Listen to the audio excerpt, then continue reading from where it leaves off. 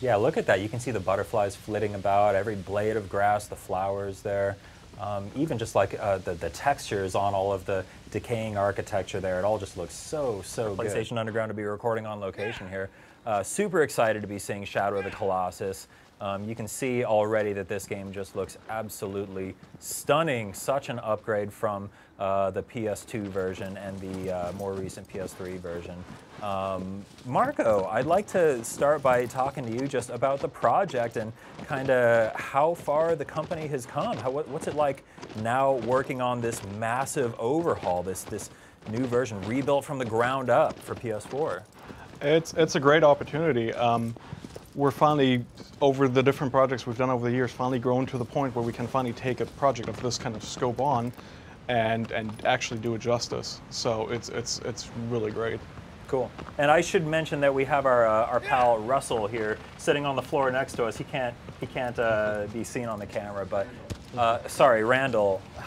Yeah, Randall is here. He's playing the game for us. He's piloting. Whatever you call me is fine, just don't call me Shirley. Don't call you Shirley. Look, I've had one day to get everybody's name straight. I'm working on it. Randall is here, and he's driving. He is the producer on the project, and I got that right? Yeah, oh yeah. Okay, great. Nailed it. So yeah, and we had some great chats earlier. He's going to carry us forward to victory with no deaths, no stumbles whatsoever. I'm going to make this game look absolutely perfect, Flawless which it already gameplay. does. Peter, I'd like to talk a little bit about the technical side, and I think that you're a good person to talk about that. This game is quite an upgrade from the original PS2 version of Shadow of the Colossus. How did we get from there to here? You know, I think it's been a lot of fun, and when we had the opportunity to remaster the original for the PS3, it was much more of just bringing up textures and resolutions on a few things. And we've gone to the point now where we are basically remaking every single asset in the game. You look at the geometry and the detail that we've added to the environments and the atmosphere. It's a completely re-envisioning. It's trying to stay true to the original remaster of the game. From character animations to the physics to the water simulations to the particle systems. Yeah, look at that. You can see the butterflies flitting about, every blade of grass, the flowers there. Even just like the textures on all of the decaying architecture there, it all just looks so good. See the waterfalls up there. Man, this looks incredible. So I think we're headed off to find one of the Colossi. Which one are we headed to right now? We're headed to Colossus 8. Colossus 8. So we're a ways. What's this? About halfway through the game now. Exactly. Yep. Cool. I will shamefully admit that I didn't make it this far when I played the game back on PS2. So I'm really looking forward to being able to experience this for myself and finally resolve one of my greatest gaming shames of never having finished Shadow of the Colossus. Well, we're glad to give you that opportunity. So we see Wander climbing these pillars here. I remember hearing that the controls have been updated here. Marco, can you tell us a little bit about that? Yeah, so we offer multiple control schemes. We offer the original control scheme for the original player, and that matches the PS2 and PS3 version. And we have a new one, which we consider to be better suited to new players that have never played any of the original games before. It's more traditional button mappings. In addition to that, all of the modes also received additional improvements to behavior of mounting aggro. I mean, there are so many small details you could list. I mean, Peter, like, what do you think are some of the most obvious ones? Bow aiming. When you shine the sword on your light, making sure camera orientation and such are taken into consideration. Just minor touches and tweaks that the original didn't possess, but just makes the game feel a little more fluid as a player. There's a lot of animation improvements done to the player package too, to get rid of pops and harsh transitions between animation and motions. Yeah. How tempting was it to go in and further simplify the controls or add more modern niceties like being able to move around while aiming the bow and things like that? So any of the changes you pretty much just listed would be changes that would dramatically affect the way the game played. Our intent was never to change the way the game played. We didn't want to affect the difficulty of the game.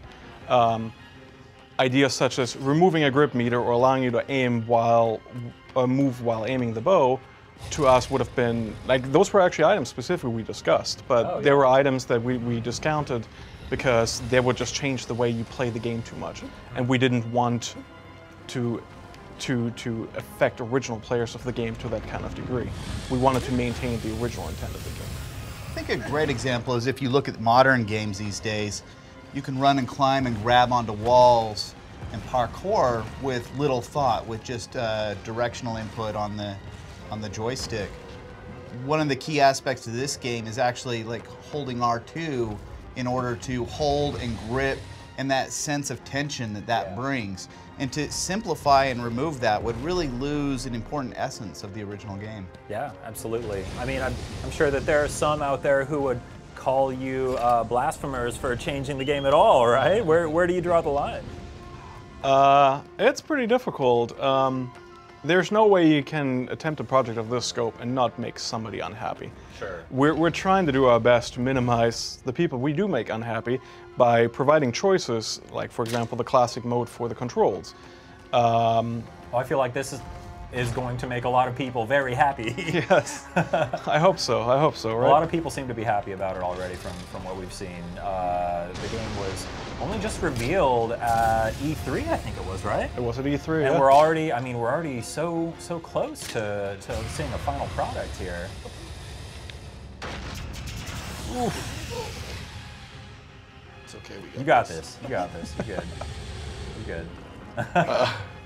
Oh man, I'm getting caught up in this Colossus battle. Oh my goodness. I love the way that the symbols on the Colossus light wander when he's on top of them.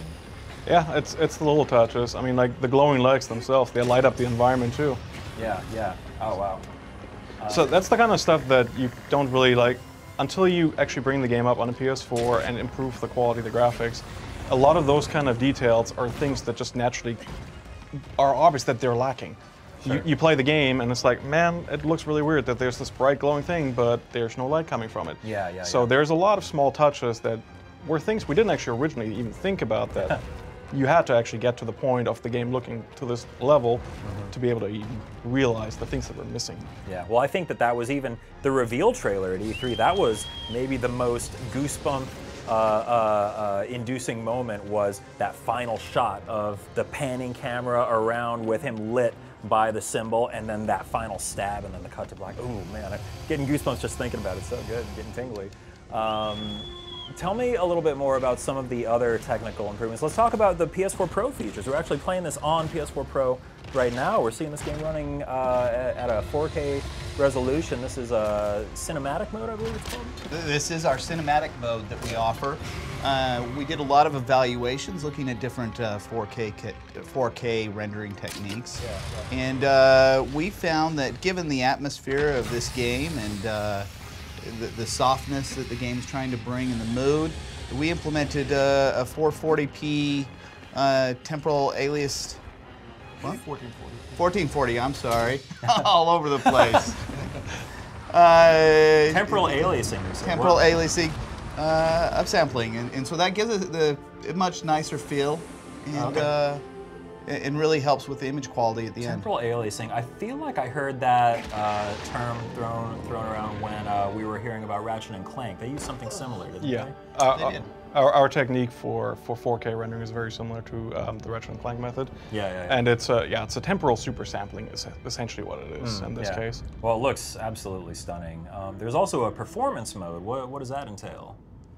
So performance mode allows us to hit a targeted 60 FPS mode. Oh, okay. It allows you to have greater, it just feels a little bit smoother for the gaming purists that can appreciate an increased frame rate, can appreciate the extra motion fidelity and stuff that you get when you're battling the Colossi. And so it's just a little extra punch to put the cherry on top. Does it feel weird playing this game at a higher frame rate, or does that? Because I feel like this was, so many people remember this game in its original form, and obviously there's the, cinematic mode, which is kind of the, most beautiful way to play it. But to me, I think it depends on the person you ask, which is exactly the reason why we actually give you the option to play either at the original frame rate targeting 30 or the new frame rate at the higher performance mode targeting 60, because some people will always prefer running at 30 FPS. Sure. If you give them 60 FPS, they will be unhappy. Then there's other people, you only give them 30 and they're 160. We give them the best of both worlds. Like, we have other options in the game for the exact same reason, being able to adjust the intensity of motion blur. Some people like motion blur, some people don't. So we always try to give people the choice. Cool. So how much bigger of a project is this than when you remastered the game for PS3? Lots of thinking happening here. It's a completely different exponential scale. Yes. It's, the original project was done with 2 QA internal on our end. We had, majority of the team was programmers, and we had 1 artist touching up some textures. And this is on this just team completely rebuilt. It's completely rebuilt from scratch. Every single asset, high-res scopes created, normal maps baked down, PBR textures created. Man, yeah. So how physics systems, animations updated, brand new water sims, brand new particle systems created for every single particle effect. New particle systems added. Yeah, but obviously you want it to evoke the same feeling of the original game. You don't want it to feel different. You want it to feel the same, but better. Like, it's such a weird, fine line you guys have to walk. You want to take the original game and pretend that this team existed now, making this game for the PS4. Like, what would they have done? Yeah, yeah. I think at the same time, when people play the original, that you have this nostalgia and you have these memories, and your mind is filled in the gaps. When you look at a PS2 game and you're playing it, just because they've got a flat plane, you assume that, well, this is where the grass area is. Oh, yeah. Here's the hillside, and your mind sort of pieces it together. With the level of fidelity of graphics that we're hitting today, you can't just assume the player will make it up or piece in the gaps by themselves. And now it's our ability to go through and actually expose that and actually bring it to life. Cool. So now we're wandering around the plains here. So we did see that was the 8th Colossus that we wrapped up there. I think that was, yeah. Nice work on that, Randall. Thank you very much. Right this time. So yeah, that is Shadow of the Colossus on PS4, running on a PS4 Pro in the beautiful new cinematic mode. Marco, Randall, Peter, thank you guys so much for joining us. Is there anything else that you wanted to say to the fans leading up to the launch of Shadow of the Colossus? Go ahead. Go ahead. I hope you enjoy the blood and tears and sweat we put into this game. We're huge fans of the game ourselves.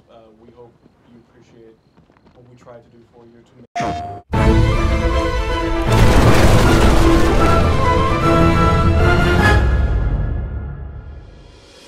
From the beginning, we knew that the PS4 Pro was going to be part of the development cycle of this game. We spent a lot of the end of the project tackling the solutions to make sure that the PS4 Pro experience was truly the ultimate experience for Shadow of the Colossus. One of the things that stood out was you have these great Colossus battles and encounters, but the frame rate was one that always suffered. And so we wanted to make sure from the very get-go that having a solid frame rate had to be at the top of our goals. Unique to the PS4 Pro version is a performance mode, which allows you to play at a much higher frame rate, targeting 60 FPS. And you have a choice of playing in a higher resolution mode, which gives you targeting a solid 30 FPS experience, but at higher resolution. And certain render features are slightly improved too for that kind of feature.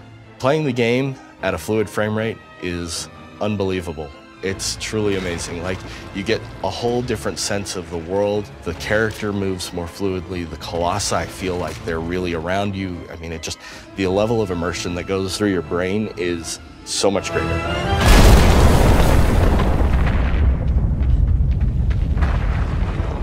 We knew there was no question about what do we want to do as far as graphics fidelity. We knew we wanted to make a lot of improvements there. We wanted to bring in the advanced rendering techniques and stuff that everybody's doing these days. We set out early on to support 4K 30, which we call our cinematic mode. And we found that going with a 1440p temporal sampling solution was actually the best for us, and actually gives you a smoother, more enjoyable experience and really gives you something truly unique. We stayed as true to the original as was necessary to maintain the original vision while rebuilding everything from the ground up. And the goal was to always give players the ultimate experience on PS4 Pro in 4K and HDR. Like, there's nothing else like it out there.